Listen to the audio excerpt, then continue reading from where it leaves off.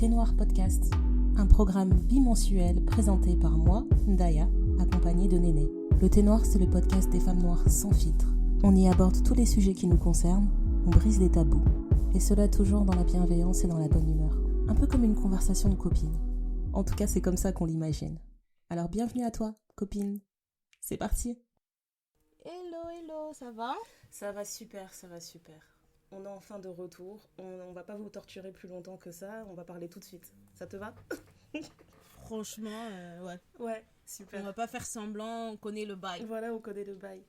Écoute, c'est la fin de l'été. Franchement, j'ai réalisé que c'était la fin de l'été quand j'ai vu ma peau. Il y a une semaine, je pense, j'étais en train de m'essuyer. J'ai vu ma peau pelée partout sur mes épaules, mes jambes. Je me suis dit, purée, c'est fini les vacances. Le bronzage part. Le bronzage qui part, non, je suis dégoûtée. Ça, c'est vraiment le truc sur lequel j'arrive pas à tourner la page, en fait. Je suis dans la désillusion. Mais de toute façon, l'été, il est là encore là jusque fin septembre. Mais c'est juste que nous, on fait partie des gens qui prenons les vacances en août. Et donc, du coup, c'est la reprise, quoi. C'est ça. C'est plus pareil, tu vois. Pour moi, c'est plus l'été quand tu vas au bureau ou quand t'as d'autres responsabilités. Non, franchement, ça m'amuse pas. Et je sais pas, le soleil en vacances et le soleil là où tu vis, c'est pas pareil. C'est pas le même soleil.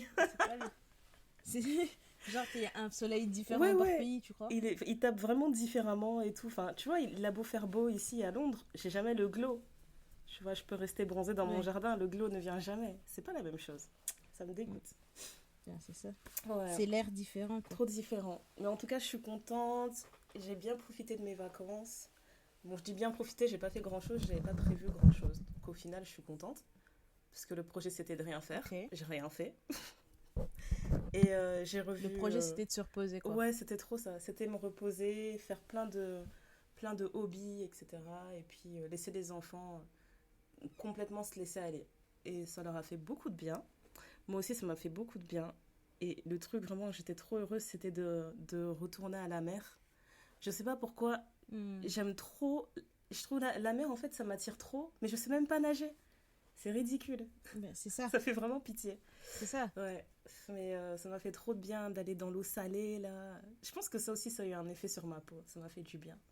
L'eau bien salée sur les piqûres de moustiques, j'ai souffert. Par contre là les moustiques cette année ils étaient transgéniques. En bande organisée. Ah non mais laisse tomber. C'est une nouvelle race. J'ai jamais eu autant de piqûres. Ouais, je sais pas ce qu'ils ont fait là mais carrément pour la première fois de ma vie j'ai une réaction allergique à des piqûres de moustiques. Ouais. Ma jambe, en fait j'ai eu 2 piqûres qui ont enflé, mais elles ont tellement enflé que après avoir pris mes antihistaminiques etc. ça m'a laissé 2 taches vraiment énormes sur la cuisse. Tellement la peau avait gonflé, tu vois. Waouh. Non, c'est chaud. Ouais, c'est quelque chose. C'est vraiment chaud. Les moustiques cette année là, c'était vraiment un truc de malade mental. Ouais, voilà. Qu'est-ce que j'ai fait d'autre cet été? Je me suis mise à la peinture. Je sais pas si je peux dire repris ou si je me suis juste mise à la peinture. Et grâce au conseil de Jessica, à qui j'ai envie de dire vraiment un grand merci.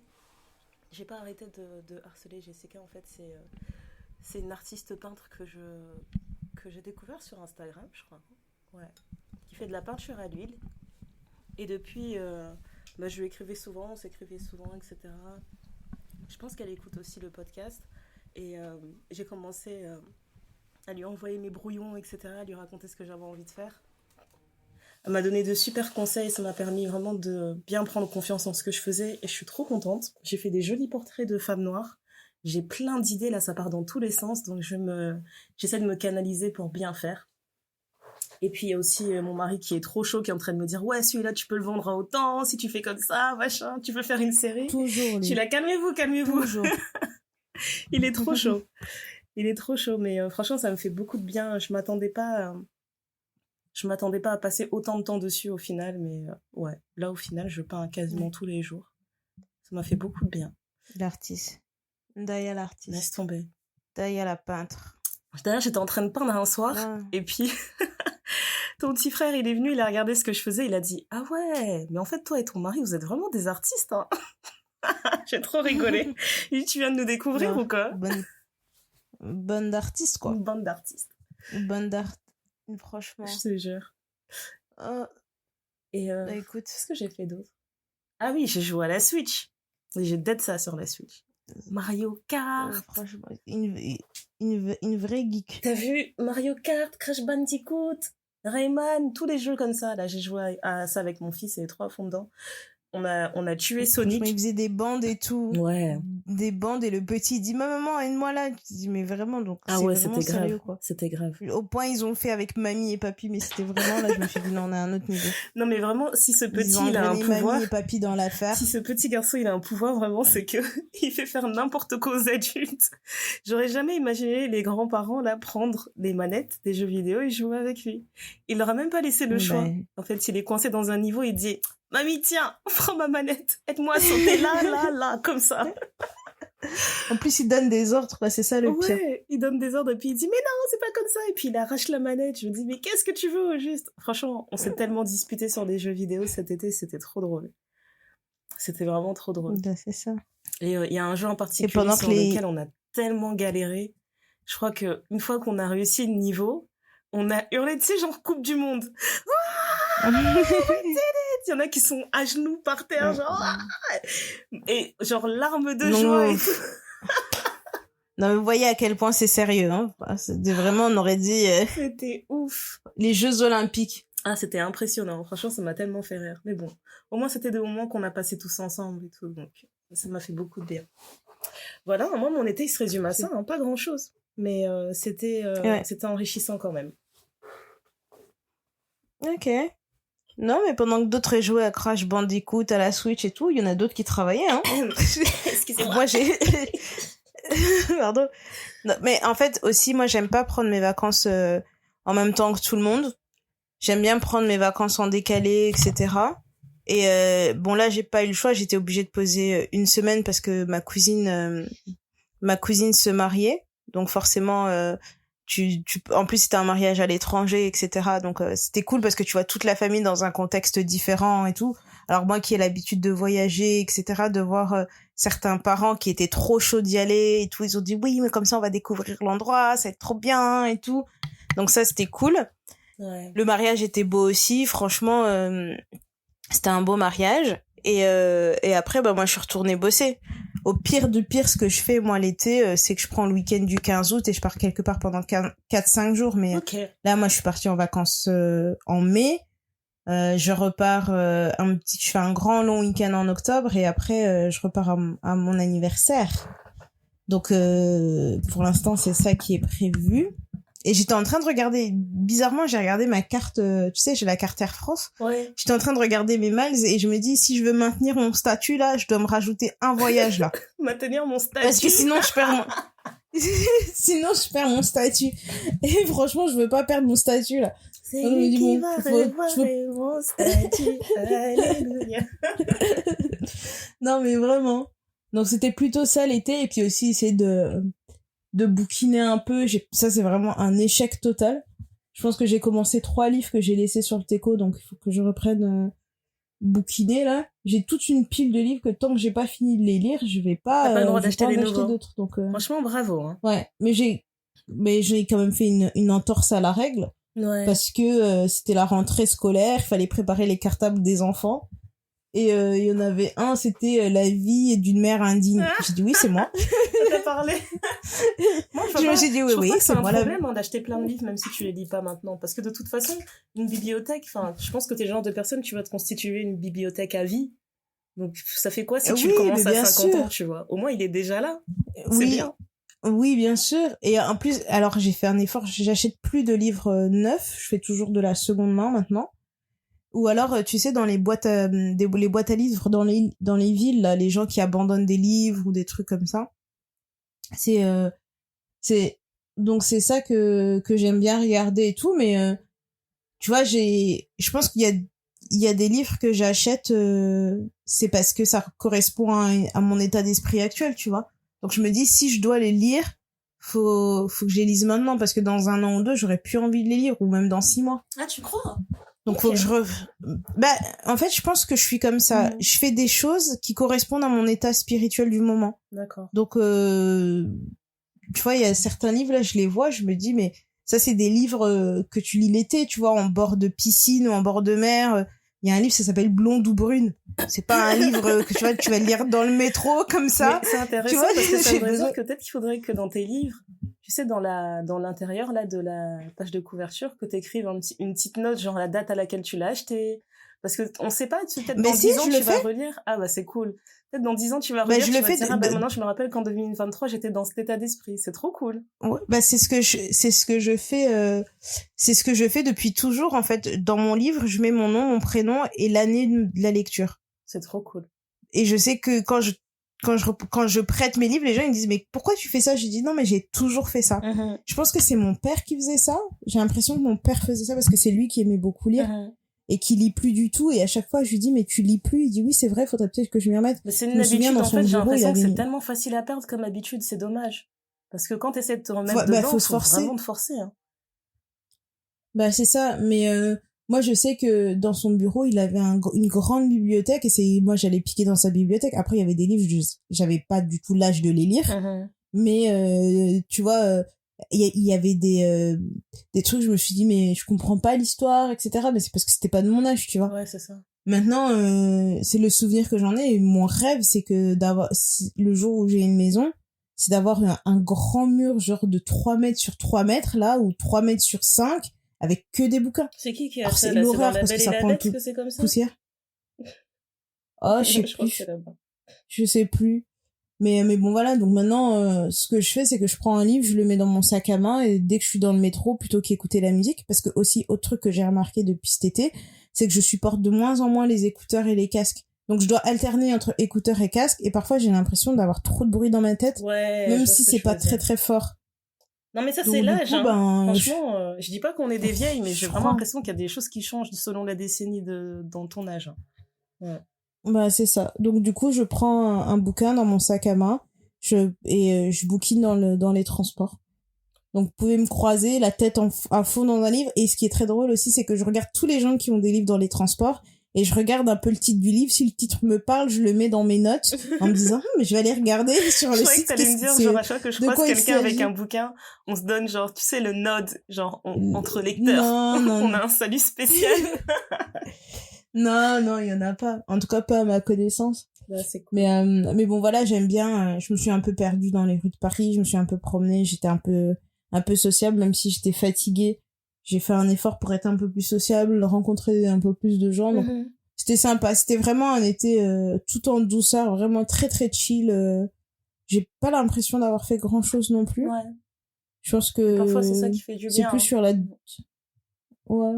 Je pense que c'est plus sur la deuxième partie de l'année, là, enfin, sur la fin de cette année, que ça va être un peu plus mouvementé.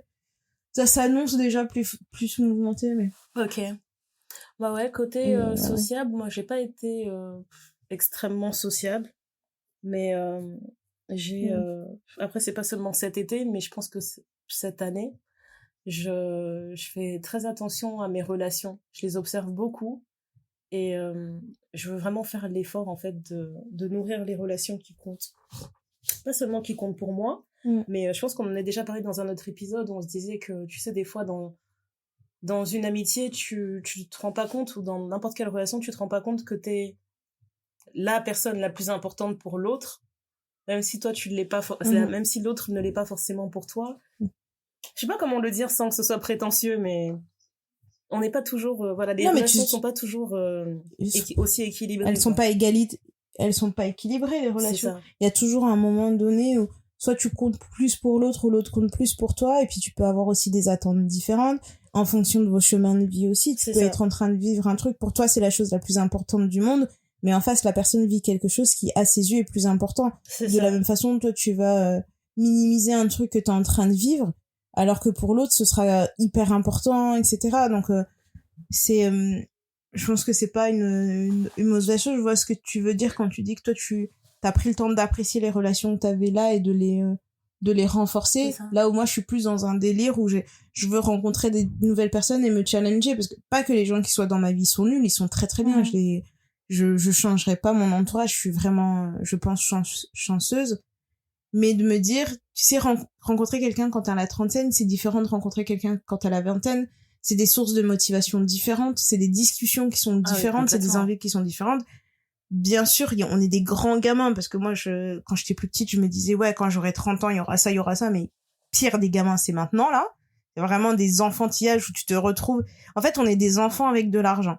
Je sais pas si c'est une bonne chose. Carrément. Je sais pas si c'est une bonne chose, parce que, mais je te retrouve, tu vois, quand tu dis que c'est enrichissant, c'est différent de rencontrer des gens maintenant. Alors, les personnes que j'ai rencontrées, ces dernières années, oui, les relations, elles sont complètement différentes, c'est clair. Et après, je suis pas du tout fermée à rencontrer de nouvelles personnes, mais j'ai vraiment fait un shift sur le fait que si cette relation... Tu vas pas te mettre en situation pour rencontrer des nouvelles personnes, quoi. Ouais, voilà. Mais j'ai vraiment besoin de relations... En fait, je supporte pas les relations de façade. C'est vraiment ça dont j'essaie de m'éloigner. Tu vois, les trucs où t'envoies un message au hasard comme ça, tu réagis de temps en temps à des stories, etc. Mais ça va jamais plus loin que ça. Ça me fatigue. Franchement, c'est plus intense. T'es beaucoup plus intentionnel. C'est ça. J'ai vraiment envie que ce soit intentionnel. J'ai envie d'avoir des relations avec des gens que je vais porter dans mon cœur, vraiment, tu vois. Ouais. Je vais vraiment les porter dans mon cœur et je peux me dire, un jour, je suis posée, je me dis, oh purée, telle personne, elle me manque vraiment. Non, je vais l'appeler, je prends le temps de l'appeler. Juste ça. Non, c'est ça. Est-ce qu'on appelle toutes les personnes qu'on considère comme des amis, tu vois? Moi, je trouve que téléphoner quelqu'un maintenant, appeler quelqu'un, c'est vraiment, c'est un acte qui prouve que t'es quelqu'un dans ma vie, tu vois. Si on se parle pas au téléphone, je trouve que se parler au téléphone, c'est devenu tellement difficile de trouver ce temps. Si on se parle pas au téléphone, je pense pas qu'on ait une relation aussi folle. Mais franchement, déjà, même, tu sais, quand tu donnes ton numéro de téléphone, déjà, ouais. À un moment donné, je donnais trop facilement mon numéro à cause du boulot. Après, j'ai commencé à dire, ça va aller 2 minutes. Slow down. Je vais pas continuer de distribuer mon numéro à tout le monde parce que tu reçois des appels, t'as des numéros, tu te dis, mais est-ce que j'ai donné mon numéro à cette personne? Tu commences à t'énerver, tu te dis, putain, qui a donné mon numéro alors que c'était toi-même? Franchement, alors que c'était moi-même, tu vois. Donc, t'as ce côté, ouais, effectivement, quand tu donnes ton numéro, c'est vraiment que t'as envie d'avoir une relation avec la personne. Sinon, tu te dis, tu commences par Snapchat. Maintenant, je comprends un peu plus les plus jeunes qui donnent leur Instagram parce que c'est pas aussi engageant. C'est vrai. Mais j'ai l'impression qu'ils l'utilisent de la même façon je comprends, de la même façon qu'un numéro de téléphone. Pour eux, Instagram, c'est comme WhatsApp, quoi. Ouais, je vois ce que tu veux dire. Alors que moi, mon numéro, c'est un peu plus intime, je dirais, parce que déjà, quand tu vois mon image sur WhatsApp, si je veux mettre une tête de moi bébé, tout le monde va voir ma tête de moi bébé. J'ai pas forcément envie que tout le monde voit une tête de moi bébé, tu vois. Bah ouais, une photo de moi bébé. Donc, c'est vrai. Mais ouais, tu trouves le temps. Je te rejoins là-dessus. Enfin, moi, je me vois les gens les plus proches les gens avec qui je suis le plus proche, il y en a certaines, on est toutes un peu éparpillées à travers le monde. Mais tu vois, tu vas faire un heads up, genre, hey, ça va, je pense à toi. Ouais, ok, cool, non, tu fais un truc. Voilà, et c'est bon, c'est fini. Ou tu fais des points de rencontre, quoi. Tu te dis, samedi, tu fais quoi? Ouais, de telle heure à telle heure, je fais ça. Ah, non, machin, 3 à telle heure. Ok, on s'appelle. Vous vous appelez, mais c'est des appels efficaces. Ouais, ça va, ça dit quoi? Blablabla. Ah oui, puis c'est passé ça. Non. Ah ouais, vrai sérieux. Ok, bon, si on courant, ok, bisous, bye. Et puis après, tu passes à autre chose parce que même des gens dont t'as pas le numéro. Moi, ce que j'ai remarqué, par exemple, sur les réseaux, tu vois, parce qu'on est quand même beaucoup présente sur les réseaux, on va pas se mentir. Toi plus que moi, parce que. Ouais, mais tu vas quand même te connecter sur les réseaux sociaux. Nos réseaux sociaux perso, hein, je veux dire. Sur nos pages Instagram, nos snaps, des trucs comme ça. Et ben. Mais tu sais que moi, mon Insta, je peux faire 1 semaine sans aller dessus. Ah ouais, ok. Donc toi, t'es vraiment déconnecté. Ah vraiment, vraiment, je peux faire 1 semaine sans aller dessus ou sans même regarder. Je peux faire 3 semaines sans regarder les stories des gens. Et puis après, pendant 2-3 jours, je vais regarder les stories. Puis après, je redisparais pendant 3 semaines. Franchement, je trouve que c'est une bonne chose. Parce que ça a ses bons côtés et ça a ses mauvais côtés d'être connecté avec des personnes que t'as l'habitude de voir. Parce que d'un côté, je me disais, je sais plus c'était quel jour, je regardais un truc sur Insta. Et à chaque fois que je regarde les stories, mes enfants, ils sont derrière moi, genre, à chaque story, c'est systématique. C'est qui? Who's this? Et ça, c'est qui? Et ça, c'est qui? Et je suis là, des fois, je peux leur répondre, des fois, je peux pas répondre parce que je ne sais pas qui c'est. Ouais. Bah oui, c'est ça. Et en fait, je cogitais là-dessus et je me disais, c'est bien d'avoir des gens dans ta vie et de pas tout le temps suivre tout ce qu'ils font parce qu'en fait je me dis ça va être bizarre, on va se voir en personne, on va discuter d'un truc genre quoi de neuf dans ta vie. T'auras l'impression de savoir un truc. Ouais, tu dis quoi de neuf dans ta vie? Ouais, bah j'ai fait telle chose. Ah oui, j'avais vu ta story. Puis maintenant on se regarde dans les yeux comme des cons. Et tout le monde trouve ça normal d'avoir ce genre de phrase. Tu vois? Ouais, j'ai vu Tout ta le monde story. trouve Bah, ça du coup, je ferme normal. ma gueule, tu vois, comme t'as tout vu. On n'a plus rien à se dire. J'aime bien l'idée, en fait, de Exactement. regarder du contenu qui n'a rien à voir avec ma vie perso et de me dire que le temps Mhm. que je vais passer avec quelqu'un, et ben, quand on va discuter, je vais vraiment apprendre quelque chose. Et elle va pas juste me faire Ouais, un résumé de ce que j'ai déjà vu en story. Et après, là, je parle seulement des gens qui partagent tout aussi en story, hein. C'est pas le cas pour tout le monde. Mais je réfléchissais à ouais, ça, et puis je bien sûr. réfléchissais aussi au fait que je me disais, par exemple, tu vois, moi, si, je sais que je poste quasiment, ouais, je poste chaque semaine. Pas régulièrement, mais je poste fréquemment, donc je pense que je poste au moins 2, 3 fois par semaine, quelque chose comme ça. Et je me disais, mais Mhm. tu vois, demain, si j'arrête de poster pendant 15 jours, pendant 3 semaines, pendant un mois, je me disais, qui va venir? Qui va Ouais, venir m'écrire et dire, hey, ça fait longtemps que j'ai pas vu tes trucs, tu vas bien?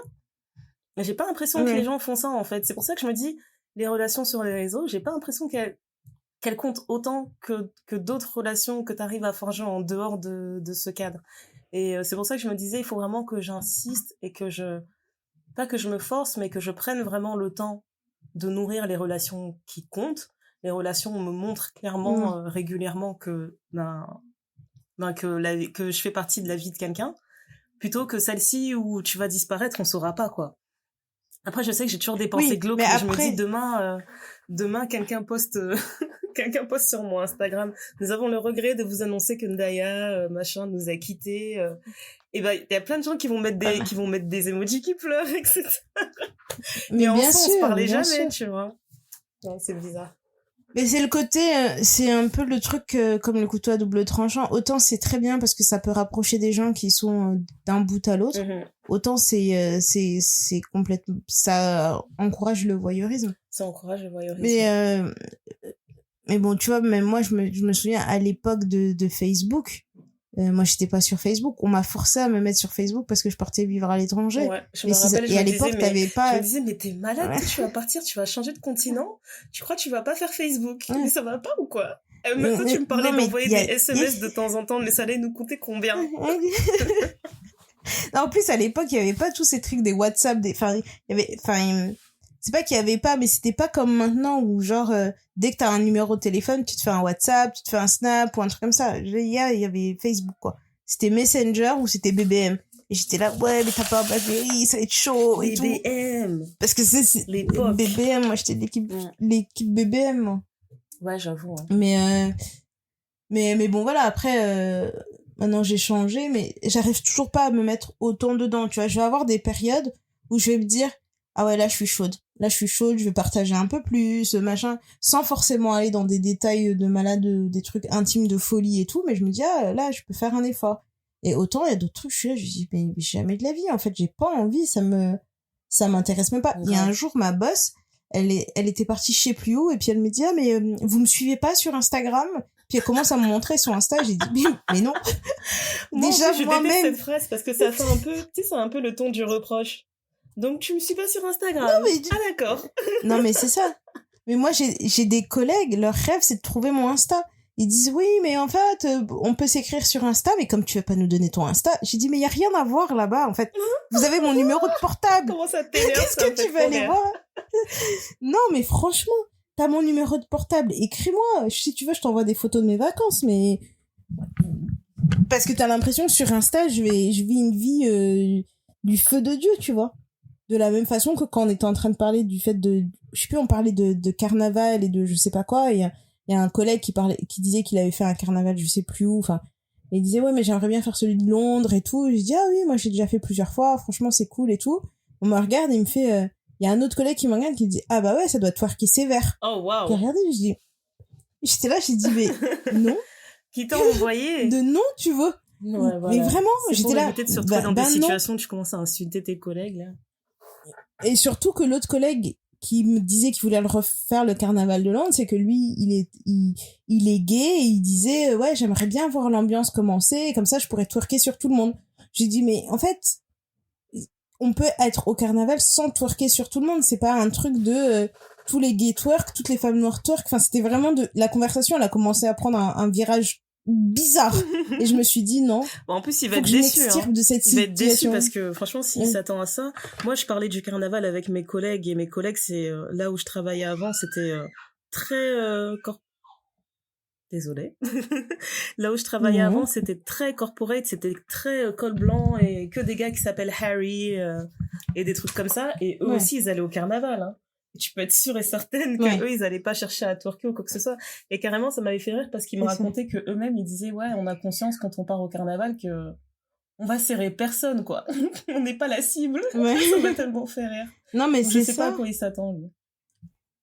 Ouais, donc, mais je me suis extirpée de la situation. Je me suis dit, je veux pas, de la même façon que je me suis retrouvée à un dîner cette semaine où on a essayé de me parler de mon africanité, que nous, en tant qu'Africains, c'était vraiment difficile.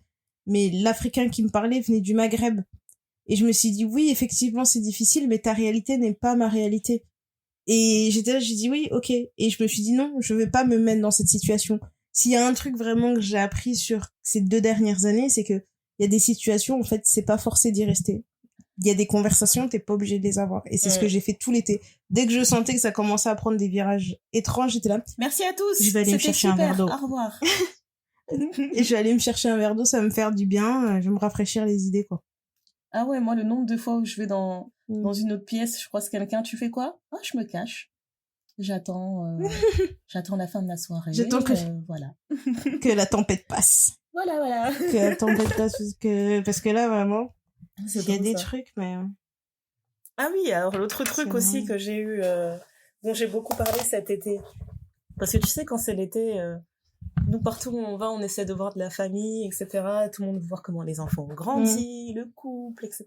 Donc partout où on allait, on avait toujours droit à cette question, c'est ouais, vous pensez en avoir un autre, ou c'est terminé, ou c'est quoi? Et franchement, je sais pas ce qui s'est passé dans nos familles respectives. Il y a eu un baby boom, et en fait, ça m'a choquée parce que je pensais pas que notre génération aurait plus de 2 enfants, déjà. Parce qu'on est nombreux à venir de familles où il y avait 5 enfants, et à se dire ouais, c'était super cool, etc. Mais c'est un travail immense, quoi.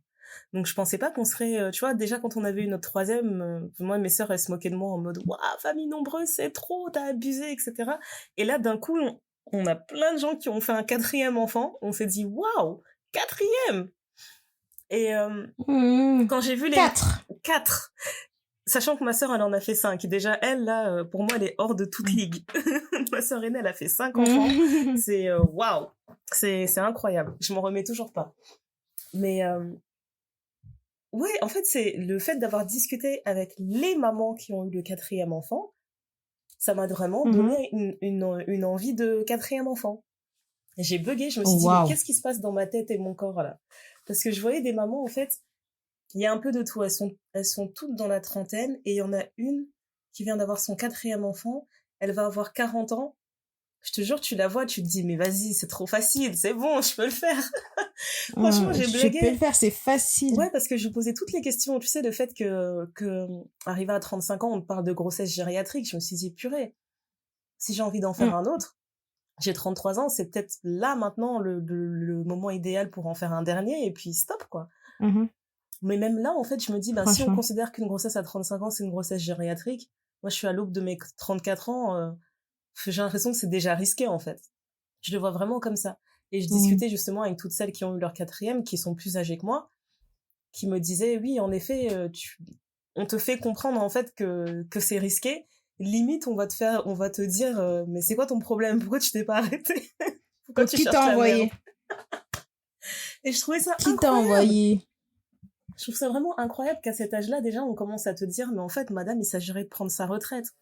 Et non, mais ça, c'est parce que t'as commencé à être fertile tôt. À partir du moment où t'as tes règles, t'es fertile. Ouais, donc, c'est impressionnant. Toi, tu te dis ça comme si tu te dis, ouais, j'ai juste 35 ans, mais si ton appareil, il a une durée de vie de 30 ans, quand t'es à 25 ans, t'es déjà à la fin, en fait. Ça fait 25 ans que l'appareil tourne. Franchement, tu te dis, bon, moi, bah voilà, c'est une voiture qui a 300 000 km, quoi. Moi, je suis trop prête à accepter tout ça. Par contre, il y a un truc que je comprends pas avec cet appareil. Parce qu'il y a quand même des défaillances qu'il faut reporter au service après-vente. Au service, hein. Cet appareil, il se permet de nous faire comprendre qu'à 35 ans, ça devient compliqué. Par contre, il envoie les règles jusqu'à des 55 ans, 60 ans. Non, mais arrête, tu vois. C'est pas les mêmes choses. Moi, lui non, va te dire, moi, c'est le fonctionnement. Si tu me fais comprendre que après un certain âge, il faut que je me calme, ça veut dire, moi, à 40 ans, tu m'arrêtes tout ça. Tu stoppes l'usine, tu me fous la paix. Comment ça, j'ai pas ma ménopause direct après, alors? C'est de la folie. Non, il faut te laisser vivre encore quelques temps et quelques éléments de surprise, des angoisses. Ah ouais, t'imagines, jusqu'à 55 ans, tu peux avoir des accidents de « Oups, je suis tombée enceinte ». Ouais, mais c'est de la folie. Pour moi, je trouve vraiment que c'est de la folie. Moi, je pensais même pas à ça. Je pensais au fait de te dire « Ah, je vais mettre une petite robe blanche, il fait beau et tout, ça va être sympa, t'as pas prévu d'avoir tes règles. » Et là, guinguin, tu sors de la voiture, grosse tache. Comme une ado. Non, mais c'est trop. Moi, c'est vraiment le truc sur lequel je suis pas d'accord, quoi. C'est un magnifique appareil, hein, l'appareil reproductif. Mais ça, là, non. Il y a des choses qui sont pas... Faudrait qu'on se repenche sur la question, mais c'est vrai que c'est pas le truc le plus évident. C'est pas le truc... C'est... En fait, l'histoire de la maternité, on en a quand même beaucoup parlé cet été. Ouais. Et même avec les gens autour de nous, parce qu'il y a eu... En vrai, cette année, je pense que c'est une année où il y a pas j'ai pas eu autant de bébés autour de moi que cette année. Là, ça faisait un petit moment que c'était pas arrivé autant. Entre les gens qui ont des jumeaux, des gens qui ont des petits bébés, ouais, tu dis wow, ça sort de... nés là cette année. Je suis sûre que j'en oublie, mais j'en compte au moins 6. Franchement. Bah, c'est ça. Et j'ai une de mes cousines, on a le même âge, et elle a déjà 3 enfants. Et elle me regarde, elle me dit qu'elle va en ajouter 2 ou 3. Et je lui dis, mais à quel moment, en fait? Elle me dit, ouais, mais c'est bien et tout. J'ai dit, mais madame, ça va pas ou quoi? J'ai dit, tu vas avoir autant d'enfants. Je sais, parce que tu m'as regardé de la même manière quand je t'ai dit, quatrième, je sais pas. Et puis, tu sais, des fois, je regarde mes enfants. Franchement, c'est traître. Parce que je regarde mon corps et je me dis, j'ai pas l'impression que mon corps, il est en train de s'effondrer. Mais je me rappelle quand même que les mois que j'ai vécu enceinte, c'était tellement difficile. Genre, accoucher, ça me dérange pas, mais être enceinte, c'était vraiment... C'était éprouvant pour moi. Compliqué. Donc ça me décourage. Et après, je suis là, je passe des moments, comme je t'ai raconté, là, où on joue à la Switch avec les 3, etc. Et je dis, purée, mes enfants, ils sont trop cool! Il faut que j'en ramène un autre! En fait, il t'en faut 1 ou 2, là, qui passent dans l'adolescence, ça va te calmer direct. Tu vas dire, en fait, non, c'est bon. Là, parce qu'ils sont encore à l'âge où ils sont cool. Grave. Bientôt, ils vont moins être cool, hein. Mais je sais. Non, mais bientôt, c'est fini. Je me suis dit, non, ils sont trop cool, je vais en rajouter un. Après, là, il y a eu la rentrée scolaire. Mon dernier, il est entré en école primaire. Je me suis dit, ouais, ça y est, ils sont tous partis. Il y a plus de bébés. Ils sont tous grands enfants. Donc, je me suis dit, là, j'ai le temps, je peux m'occuper d'un bébé. En fait, ce qui est très étrange, hein, c'est que Ndaya, vraiment, quand dans l'idée d'un 4e enfant, c'était vraiment non. Mais depuis quelques mois, elle trouve toutes les bonnes raisons d'en faire un. Mais je te dis... Donc demain matin, si elle m'appelle, elle me dit qu'elle est enceinte... J'aurais pas dû parler avec ses mamans. Non mais franchement, elle trouve toutes les bonnes raisons. Ils sont tous à l'école, mais là je fais ça, donc je peux faire ça en même temps. Et puis d'ailleurs, machin. Je dis, mais à quel moment, en fait? Tu vas le mettre où? Ouais. Faut s'en occuper, il faut lui faire des blagues, il faut allaiter, il faut le pousser et tout, c'est... Ouais, je suis d'accord. Non, mais franchement... Je ne te décourage pas, mais moi, je pense qu'il faut 9 mois que je peux pas. Je peux pas. Ouais. Mais tout le reste, tu peux mettre mon nom, tu peux signer à ma place, c'est parti, je le fais. Il y a pas de souci. Ouais. Et franchement... J'ai beaucoup réfléchi. Si tu parles avec les gens, tout le monde te dit, mais si, ça va aller, regarde, t'es encore jeune, tes enfants, ils sont encore jeunes. C'est un truc tout bête. Moi, j'avais pas envie que mes enfants, ils aient 10 ans d'écart. Mais au final, si j'en fais un maintenant, oui, il y aura 10 ans d'écart, donc faut pas abuser. Il y aura 10 ans d'écart, ouais.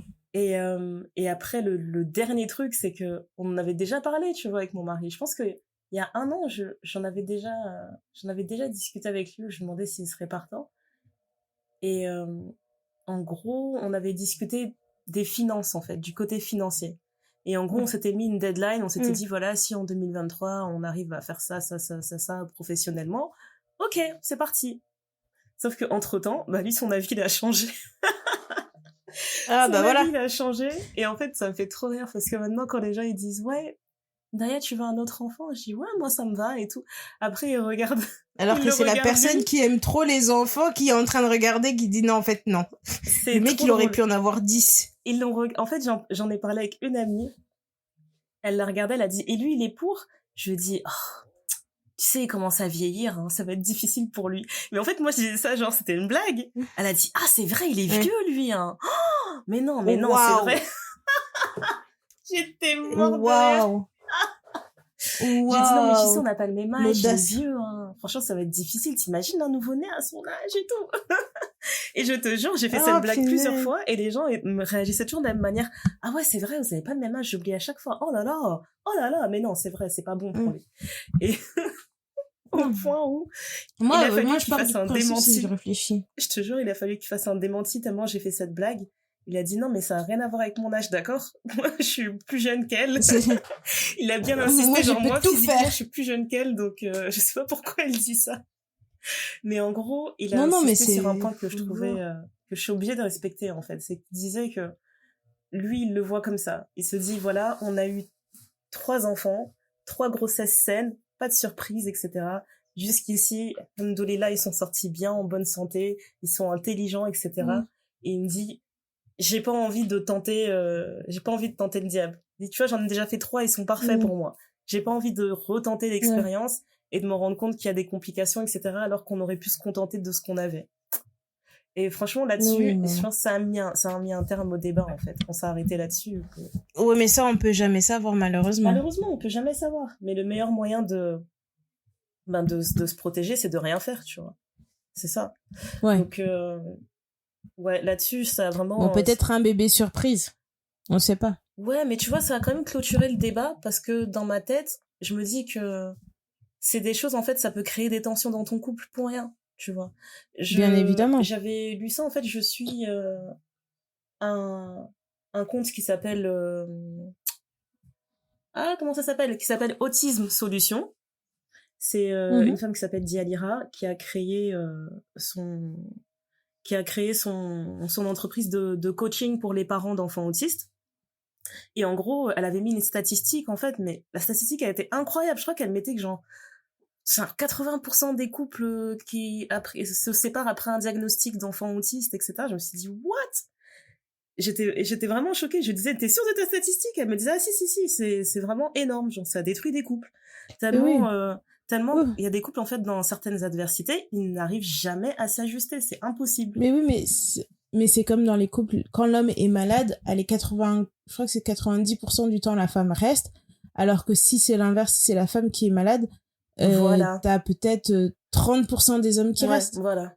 C'est impressionnant. Et en fait, toutes ces statistiques-là, tu te dis, mais ça marche pas dans les deux sens. Quand on signe, là, pour le meilleur et pour le pire, etc., il faut vraiment choisir ton pire. C'est ça. Parce que il y en a certains, ils vont te dire, ouais, pour certains, le pire, c'est le fait de pas avoir d'argent. Pour d'autres, c'est la maladie. Pour l'autre, c'est l'infidélité. Mais il faut vraiment s'assurer que ton pire, c'est son pire aussi. Non, complètement. Ou parce que franchement, on avait cette discussion-là, moi, avec un de mes oncles, je me souviens, on était tous des petits jeunes en couple, etc. Et il nous disait, ah, vous êtes mignons là, puppy love, là. Mais asseyez-vous d'abord. Et on avait une grande discussion et j'avais trouvé ça vraiment cool. Là, je vais vous expliquer la vie. Non, mais franchement, tu sais, t'es dans la vingtaine, t'as l'impression que tu sais tout, t'es en couple depuis déjà plus d'1 an ou 2, t'es là, tu te dis, mais moi, j'en sais des trucs. Et à 20 ans, t'es bête. Des vraies choses. À 20 ans, je sais pas pourquoi on est teubé comme ça. On a l'impression qu'on va avoir 20 ans pendant 40 ans. Je sais pas comment l'expliquer, mais t'as l'impression que t'es le jeune et tu vas rester le jeune, indéfiniment. Ben, mais c'est ça. Après, tu vois, il y avait, c'était plusieurs jeunes. T'avais ceux qui étaient dans le black love, t'avais ceux qui étaient dans des relations interraciales, etc. Donc, je sais plus combien on était, c'était peut-être 8 ou 10. Et il expliquait des choses. Il disait, mais en fait, il faut accepter de vivre avec la culture de quelqu'un d'autre. Et vivre avec la culture de quelqu'un d'autre, c'est pas de dire on choisit la sienne et l'autre il va se plier à nos règles. C'est accepter que les choses soient faites différemment. Vous êtes là pour vous dire ouais on est amoureux mais pour le meilleur et pour le pire, si demain toi ton mec il se retrouve en fauteuil roulant et qu'il est incapable de parler, est-ce que tu vas rester pour le supporter? Est-ce que c'est quelque chose que tu vas pouvoir vivre au quotidien? Si vous avez un enfant malade, comment vous allez le gérer? Si vous avez des difficultés financières, comment vous allez le gérer? Tout ça c'est des choses, quand on est amoureux on n'y pense pas. Carrément pas. Mais pour bien se préparer pour l'avenir, il faut se préparer pour le pire, parce que quand le pire arrive, on n'est pas surpris. Exactement. Après, ça veut pas dire que ça veut forcément arriver. Mais le fait d'en discuter en amont, il a dit dans vos conversations, là, de jeunes qui sont amoureux, qui essaient de construire un avenir ensemble, pensez à avoir ces conversations-là. Et j'ai beaucoup apprécié, parce que finalement, dans le lot, il y en a certains qui se sont séparés dans l'année, quoi. Ouais. Parce qu'en vrai, tu te rends en ayant ce genre de conversations qui sont pas forcément confortables, et ben tu te dis ah ben en fait non, moi je pensais qu'on allait dans un sens mais finalement on allait dans l'autre sens, enfin tu vois. Et donc moi ça m'étonne pas cette statistique qui dit que quand ton enfant est malade il y a beaucoup de couples qui se séparent parce que naturellement tu vas avoir envie d'accuser l'autre en te disant mais toi t'as pas fait, peut-être que j'aurais pas, tu vas t'accuser toi, tu vas accuser l'autre, puis en même temps tu vas juger comment l'autre prend soin de l'enfant et comment toi tu prends soin de l'enfant. Il y a un truc bizarre qui se met en place, tu vois. C'est ça. Et ici il y a des moments où t'es pas capable de te rappeler à l'ordre en te disant on est deux personnes différentes, on voit les choses différemment, on vit les choses différemment, on a une relation différente avec cet enfant, bah c'est normal qu'il y en ait plein qui se séparent. Tu vois, c'est ça. Moi, ça me choque. Et en fait, c'est pour ça que moi, ça a vraiment, quand je dis que j'ai juste clos le débat, c'est que je me suis dit, en fait, si on fait les choses et qu'on est d'accord dès le départ, dans l'adversité, je sais on sera solide. Mais s'il est question de moi qui insiste et qui dit allez tu vas voir ça va bien se passer oh, qu'est-ce qui peut arriver et qu'il arrive quelque chose qui nous complique la vie, et ben tu vois tu peux être sûr et certain que il pourra se battre comme il veut dans sa tête et dire non mais c'est pas grave, on va tenir. Il y aura forcément une partie de lui qui aura la rage en fait, il sera fâché et qui va m'en vouloir, qui va dire oui en même temps, c'est sûr. Et j'ai entendu cette histoire en plus dans ma famille d'une femme qui a eu un enfant avec son mari, et cet enfant avait plusieurs problèmes de santé, et donc il avait vraiment des besoins quasi comment dire, en fait il était dépendant comme un bébé, peu importe l'âge, il grandissait, en fait il y avait tellement de dysfonctionnements et de handicap que ce qu'ils ont compris en fait c'est qu'ils vont devoir s'occuper de lui comme ça à vie en fait. Et et la femme insistait pour avoir un autre enfant, tu vois. Alors que son mari lui disait mais tu vois pas déjà que on est tellement pris avec l'enfant qu'on a, pourquoi tu veux retenter l'expérience en fait. Et elle a insisté et ils en ont eu un deuxième, le deuxième a eu les mêmes problèmes. Oh mon Dieu. Les mêmes problèmes. Et mais c'est difficile, hein. C'est pas tout le monde qui est capable de s'occuper d'un enfant qui a besoin de beaucoup d'attention comme ça. C'est ça, et puis même financièrement, tu vois, c'est pas pareil. Oui. Malheureusement, après ça dépend des pays dans lesquels tu es, mais c'est sûr que financièrement, ça va complètement avoir un autre impact sur ta vie. Et puis le fait de dédier 24 heures de ton temps à chaque fois, enfin c'est sur trop de niveaux en fait, ça va impacter votre couple et ça va impacter le mental d'une personne. Mais là, donc elle s'est retrouvée avec 2 enfants avec des besoins spéciaux et avec un mari complètement démissionnaire. Ça veut dire que lui, il n'a pas été capable de passer outre la rancœur, d'avoir dit je t'avais dit on arrête, tu vois. Et cette histoire, elle m'a trop marquée en fait, ça m'a tellement fait mal pour la femme parce que comme tu le dis, en fait, ça c'est vraiment des trucs, je trouve que c'est trop lié au genre en fait. C'est facile d'avoir cette rancœur et de se dire bah c'est pas ma faute, moi j'avais déjà dit ça et maintenant c'est compliqué, tu te débrouilles. Donc vraiment elle s'occupe de ses enfants, elle est à bout de force, mais elle s'occupe de ses enfants tout le temps et son mari ne s'occupe pas de ses enfants. Mais tu vois, ça me fait penser parce que j'ai regardé un peu les trucs people là cette semaine. Et il y a un des Jonas Brothers là qui était marié avec l'actrice de Game of Thrones qui sont en train de divorcer. Oh mince. Et genre il y avait et je suis tombée sur une vidéo avec donc Sansa. Ils ont 2 enfants. Purée. Oui, avec celui qui est avec Sansa, ouais, ils sont en train de divorcer et grosso modo les gros titres c'était genre ils divorcent parce qu'elle s'amuse trop, elle veut trop faire la fête, etc. Wow. En fait je suis tombée sur une vidéo d'une meuf qui expliquait que elle a eu beaucoup de mal après son 2e enfant, que à la base elle s'est mariée, elle avait 23 ans. Et que elle a eu ses 2 enfants, genre, l'un après l'autre. Même plus tôt. Je pensais qu'elle avait vraiment, genre, 20 ans, 21 ans, quoi. Non. Bah, en tout cas, la vidéo que j'ai vue, qui récapitulait un peu leur histoire, disait qu'elle avait genre 24 ans quand elle s'est mariée, qu'ils ont eu 2 enfants, et que elle, en fait, elle aimait pas trop sortir, mais que lui, il aimait bien, tu vois, sortir. Il y avait même une interview qu'elle avait faite où elle disait que elle était vraiment... elle était assez casanière et que lui il aimait beaucoup sortir et que parfois il lui disait mais vas-y viens parce que si tu sors pas tu vas louper des trucs, et que elle ça l'intéressait pas spécialement de sortir. Donc là apparemment le truc a shifté, lui il a envie de rester à la maison, elle a envie de sortir. Et en fait dans cette vidéo là la voix off disait en fait c'est très drôle de voir à quel point les journaux peuvent être mauvais vis-à-vis de cette fille en disant elle pense qu'à sortir, elle laisse ses enfants à la maison avec leur père, etc. Oh mon Dieu, elle les abandonne avec leur père. Non, mais tu vois, et ça disait, mais en quoi on va devoir lui le prendre en pitié parce qu'il est en train de vivre ce que des milliards de femmes vivent tout le temps, et ce sont ses enfants aussi, il a le droit de s'en occuper. Donc peut-être qu'elle est en train de s'amuser, mais vous avez pas l'arrangement qu'ils ont entre eux. Peut-être que c'était sa semaine à elle où elle avait pas les enfants puisqu'ils sont séparés, et donc elle est sortie, elle a profité, donc les enfants sont restés avec leur père qui s'est occupé d'eux. Voilà. Et voilà, et j'étais en train de me dire, mais c'est très drôle de voir le deux poids deux mesures quand il y avait eu aussi une autre vidéo où le mec, en fait, ça m'avait choqué parce qu'il y a un mec qui est réputé pour avoir des enfants avec plein de femmes dans une ville en Amérique, là, je sais pas si c'est Atlanta, Houston, je sais pas quoi. A random man from ATL. Yes. Quelle histoire. Voilà, et donc il a enceinté une fille de 18 ou 19 ans. Après, il a voulu lui faire la misère ou je sais pas quoi. Elle a dit, tu sais quoi, puisque c'est ça, j'ai voulu croire que t'allais changer avec moi, tu n'as pas changé. Bah, moi, je continue ma vie, machin, je sais pas quoi. Et là, il est en train de faire des débats et des trucs en disant, elle m'a bloqué, elle veut plus que je vois l'enfant, gna gna gna gna. Mais gars, pendant 1 an, t'es parti, t'en avais rien à faire. Mais maintenant que tu vois que la fille, elle arrive à se débrouiller sans toi, là, ça te pose un problème et tu dis, on peut pas faire ça à quelqu'un, tu vois. Et au point où je crois, je sais pas si c'est la même histoire ou si une autre, mais je crois qu'il y a un truc où, genre, il a été devant le tribunal pour avoir la garde exclusive, pour montrer que, c'est peut-être une autre histoire, hein. Pour avoir la garde, non, je pense que c'est une autre histoire.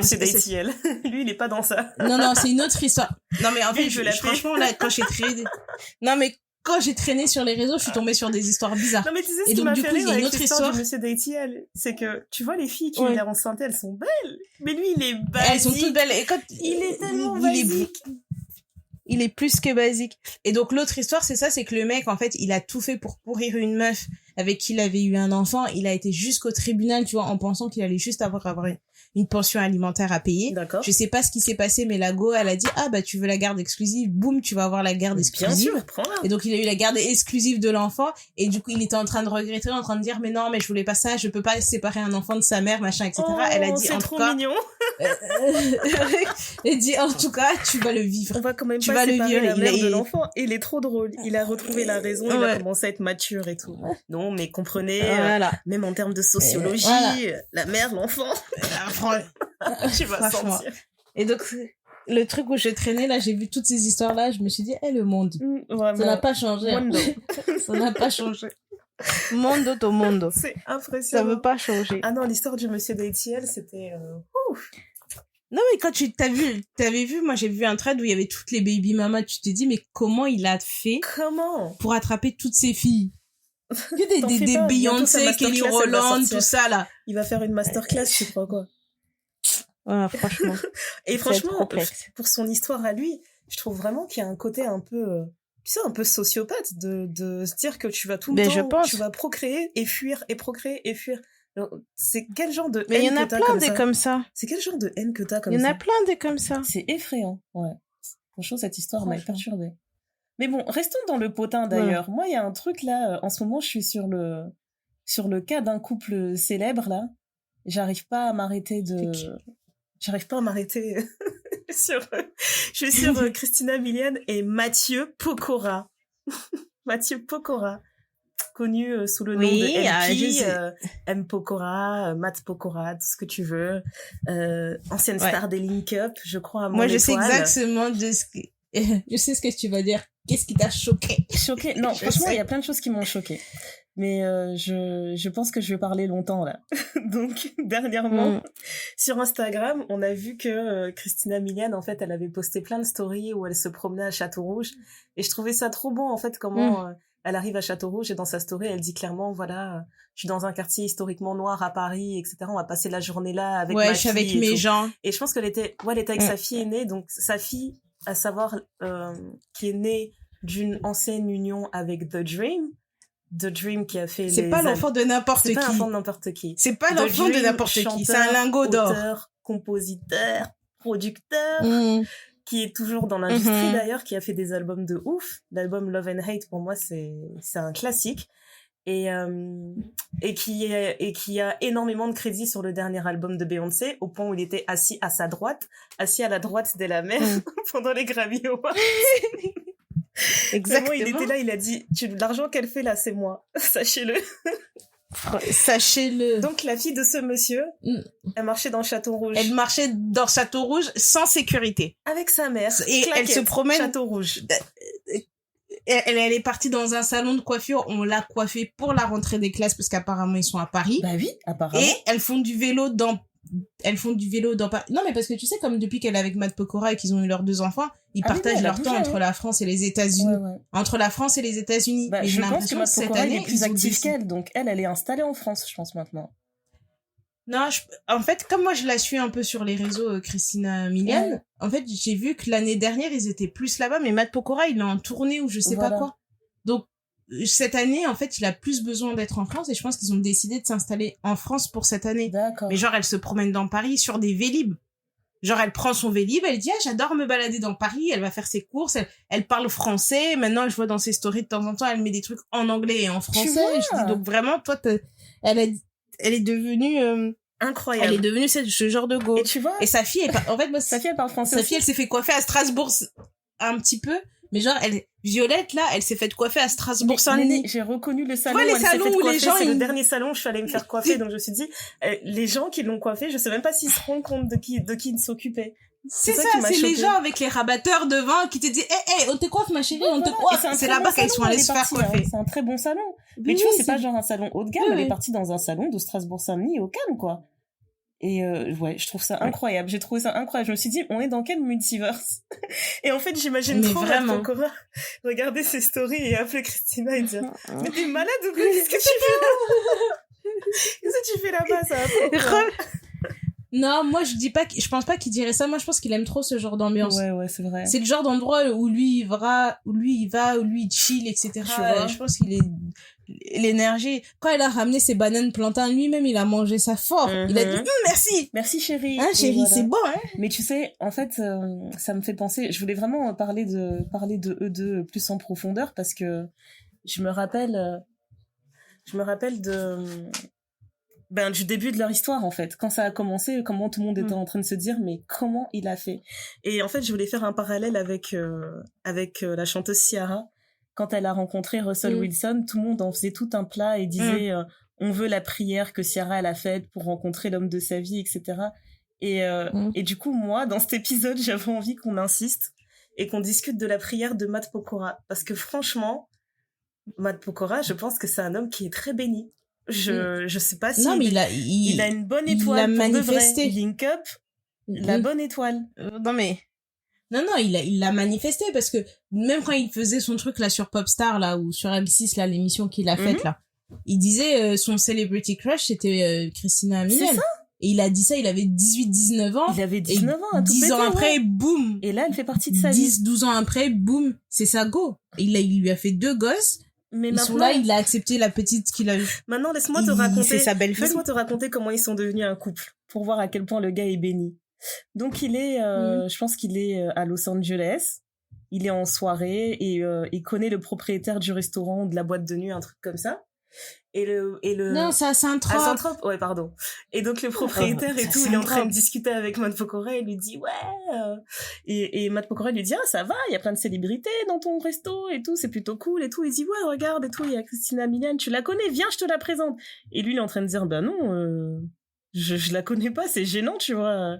Comment ça, tu me la présentes? Non, elle est avec ses amis, on va la laisser tranquille, tu vois.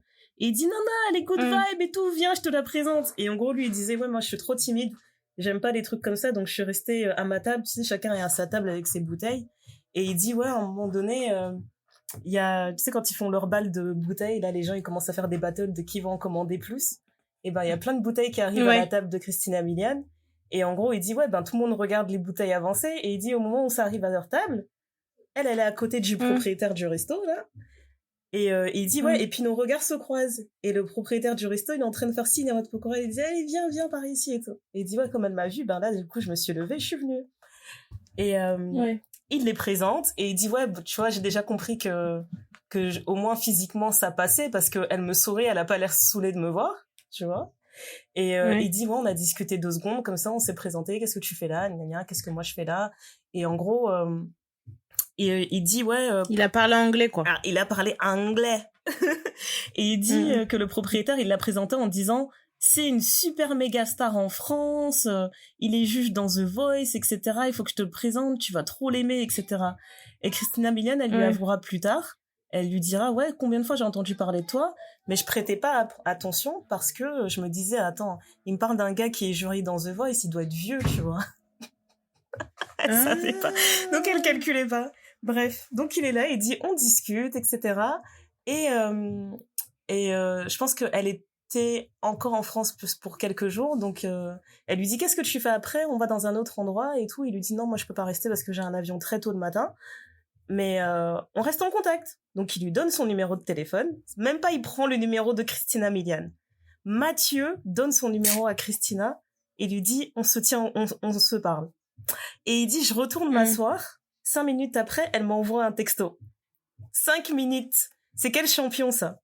5 minutes après, elle envoie un texto. Non, mais les vrais savent. Et c'est grave. Elle envoie un texto et elle lui dit quoi? Elle lui dit, ouais, sois pas choquée, mais je viens de te googler et on partage le même anniversaire. Et là, j'ai fait, non. Et donc, lui, il se dit, ah ouais, sérieux? Donc, il la google, tout ça. Il dit, ouais, en effet, on a le même anniversaire, etc.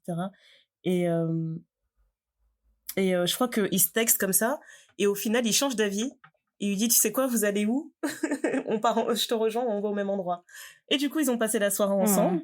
Et il dit, ouais, le feeling est trop bien passé. C'était direct en mode, tu sais, c'est une soirée, hein, Saint-Tropez. Roulage de pelle, tout ça, la totale, direct. Et il dit, ensuite, on est arrivé dans la phase épistolaire. Chacun est rentré chez soi. On se texte, on s'appelle tous les soirs, etc.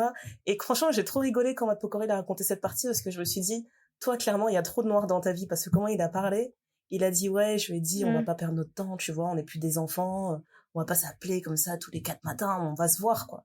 Donc, je lui ai dit, monte dans un avion, je lui ai pris son billet d'avion, j'ai dit, tu viens avec ta sœur, tu passes un peu de temps ici. C'est un Congolais ou quoi? Et j'ai halluciné quand il a dit ça. Il a dit, viens avec ta sœur, viens, je t'envoie un billet d'avion, tu viens me voir, on va passer un peu de temps ensemble, on va voir si la connexion passe autant que le téléphone. Et puis voilà, quoi. Et après, il dit, et puis le reste, c'est l'histoire. J'ai dit, damn. Moi, je veux la prière de Matt Pokora. Congolais au Congo. Si je dois vous souhaiter une prière, c'est celle de Matt Pokora. Vraiment. Je me suis dit, mais quel champion. Franchement, mais les vrais reconnaissent les vrais. Ah, c'est impressionnant. Tu sais, quand les choses sont alignées, que c'est le moment. Parce que je suis sûre qu'ils auraient pu se croiser 1 milliard de fois. Bah ouais. Même industrie, machin, etc. Lui qui passe son temps entre Los Angeles et machin, etc. Enfin bref. Mais quand les choses sont alignées, c'est le moment. Quand c'est ton moment, c'est ton moment. C'est trop ça. J'ai trouvé ça trop mignon, franchement. Donc, après, je sais pas si vous allez à Château-Rouge, mais elle a vraiment l'air d'être une personne tellement cool à vivre, tu vois. Simple, hein. Tellement authentique. Ouais. Donc, je trouve ça beau. Si vous allez à Château-Rouge, ouvrez les yeux, peut-être vous allez tomber sur Christina.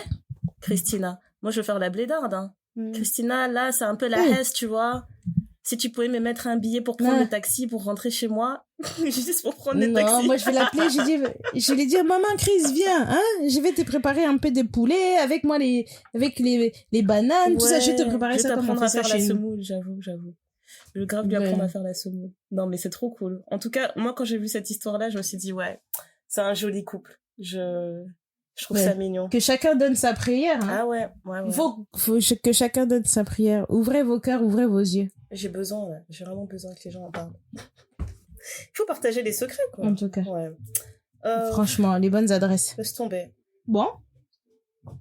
Voilà. C'est notre petit épisode pour vous dire qu'on est back. Voilà. On est là. On se retrouve bientôt. Parce que ça nous a fait du bien de se reposer. Qui dit rentrer dit qu'on doit aller se faire coiffer et tout ça. Donc là, on est en train de réfléchir aux coiffures de la rentrée. Moi, je crois que j'ai trouvé, hein. Raser la tête. Moi, je vais être une chauve qui pète. Ah, moi, je vais faire des ponis de Lille. Je suis en mode nostalgie, là. Je retourne au pony. C'est revenu à la mode. Non, moi, je vais faire chauve qui pète. Donc, je vais être bien, bien arrangée. Chauve Kovo. C'est pour ça que je dois bien dormir. Non, mais si je me fais Kovo et que j'ai des cernes, ça fait un peu bizarre. Ouais, tu vois. j'avoue. Donc, faut que je dorme bien, non, etc. Kovo, vraiment, ça veut dire qu'il faut que ton teint, il soit au top. Sinon, ça va Écoute, je faire mal. travaille avec les produits des Coréens. Avec les produits des Coréens. Ouais. En tout cas, on est sur le dossier. Ah ouais, j'avoue. Donc, non. Donc là, je suis à 2 doigts de raser ma tête. Peut-être que quand on va raccrocher, je vais raser ma tête. Peut-être que je vais faire une coiffure alternative. Comment je te crois même en pas. attendant de passer. Je te crois tellement pas. La tondeuse, elle est là. Hein. Ouais, je sais. J'ai pas l'énergie de me coiffer, tu vois. Ou au pire, tu vois, ce que je vais faire, c'est des nattes collées. Ouais. Comme quand on était petite où ça t'énervait, ta mère, elle te coiffe, elle te fait des nattes collées, tu dis, moi, je vais sortir comme ça, moi. C'est ça. C'est ça que je vais faire. D'accord. Donc c'est... Franchement, j'ai hâte de voir Je le vais couper résultat, mes mais cheveux. comment je te crois pas. Je pense que tu fais comme les Ah, mais enfants, si là, je t'es fais- en train de faire une petite crise. Petite crise de nerfs, là, Ouais, ça va je sais passer. pas. Si je fais Kovo, je serais bien fraîche. Franchement, tu seras Après, belle je vais gosse. faire des petites repousses. Tu seras belle gosse avec le front, là. Mais mon crâne, Ça va non, aller. mon crâne, il est pas beau. Non, ça va Non, aller. mon crâne, il est pas beau. Mon crâne, il est vraiment pas beau. Je l'avais fait une fois quand j'étais plus jeune, genre j'avais rasé ma tête. Attends, tu fais partie J'ai des pas un beau tontons qui crâne. ont des plis dans le crâne ou quoi? Non, j'ai pas des plis, mais j'ai une petite bosse ou je sais. En tout cas, c'est pas smooth. On dirait pas un ballon, tu vois. Ah, il faut Genre, c'est masser, pas... ma chérie, il faut masser. Faut masser le Ma crâne. tête, elle est déjà formée. Mais bon. En tout cas, je vais voir. Je me laisse encore une semaine pour réfléchir. Ouais, ok, ça marche. Ouais. En tout cas, Écoutez, vous savez où nous trouver. On sait où vous trouver. Et on s'attrape. on se dit à très très bientôt. Voilà. On se texte, on s'appelle, t'as vu? Ah oui, un autre truc aussi sur lequel je voulais finir. Ouais. Parce que tout à l'heure, on parlait des réseaux, du fait que, voilà, les gens, ils utilisent WhatsApp, etc., comme si c'était Instagram, Snap, etc., comme si t'avais un numéro de téléphone, etc. Mhm. J'ai regardé une interview de Tom Holland avec Jay Shetty.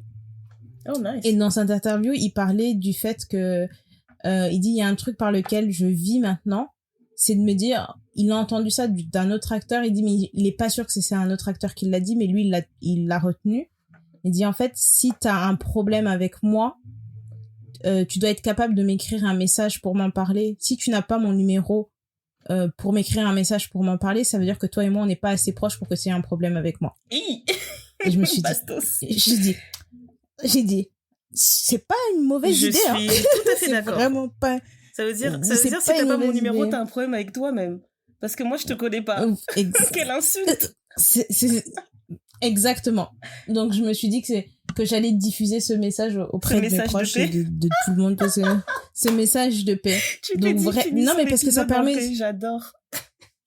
Non, mais tu vois, ça permet de relativiser des choses, parce que parfois t'entends des histoires, tu dis un tel, il a un problème avec toi, mais cette personne n'a pas pris le temps de t'écrire ou de t'appeler. Et parce qu'elle a pas ton numéro d'écrire ou t'appeler. Donc elle a pas vraiment de problème avec toi, donc tu peux continuer ta vie.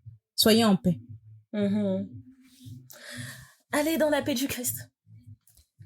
Voilà. Soyez en paix. On se dit à très bientôt. Bye. Bisous les copines. Bye.